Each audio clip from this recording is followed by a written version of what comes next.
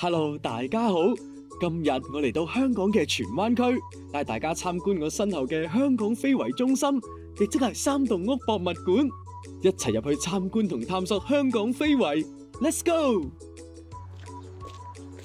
呢度睇落四通八達咁，由邊度開始行好呢？你好啊，我係非遺辦助理館長，有冇嘢幫到你啊？你好啊，我係嚟自江西嘅 blogger， 今日嚟係想介紹下香港嘅非遺。頭先我行入嚟嗰陣，見到啲瓦片同裝飾嘅圖案好有親切感，好似我哋江西嗰啲啊。多謝你今日嚟參觀啊！我哋三棟屋呢度係由客家圍屋活化而成，已經有200幾年歷史。江西咁南係客家先民響中原南遷嘅第一站，佢哋喺嶺南一帶開枝散葉，輾轉嚟到香港，成為香港4大民系之一。所以客家文化逐漸成為香港市民日常生活嘅一部分。你頭先提到嘅瓦片，佢鋪設嘅方式喺香港客家民居好常見。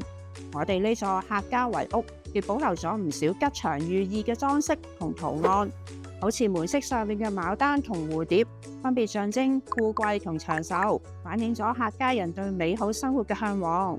除咗建築，香港嘅非遺都有唔少係同客家人相關㗎。等我帶你入去參觀啦。民以食為天，香港嘅客家人早期以務農為主，體力消耗大，所以客家菜講求油、鹹、香，提升食慾之餘，又提供到足夠嘅能量做嘢。同時，客家人鍾意整果本類嘅食物，例如元龍茶果同清明仔，仲會根據時節做唔同嘅果本，同鄰居親友分享。咁我哋兩地嘅客家飲食習慣都有啲似喎。平日我哋親友聚會都會飲擂茶，呢個亦係招待貴賓嘅禮節嚟，飲起上嚟會帶住絲絲嘅鹹香㗎。我哋都做過江西非遺相關嘅展覽，入面有介紹過擂茶製作技藝。擂茶起源於中原人將青草藥擂爛沖服嘅藥飲，會將鮮茶葉、芝麻、花生、茶油、鹽同青草藥等等嘅材料放入擂釜，之後再研磨成茶泥，沖熱水飲。係啊，擂茶唔單止係客家文化嘅象徵，擂茶製作嘅技藝仲獲列入聯合國教科文組織嘅人類非物質文化遺產代表作名錄。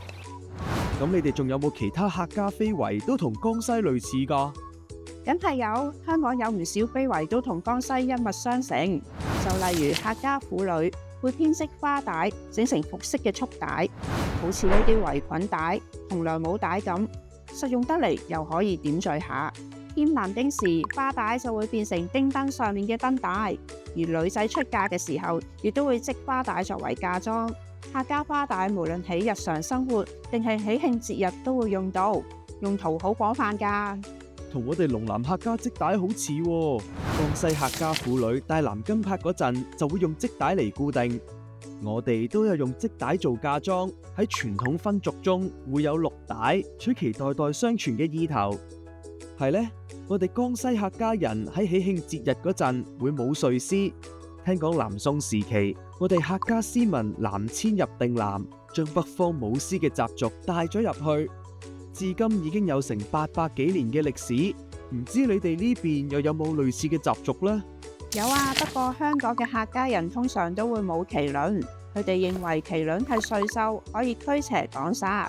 特別喺新居入伙、婚嫁、農曆新年等傳統節日同喜慶活動中，都會舞麒麟㗎。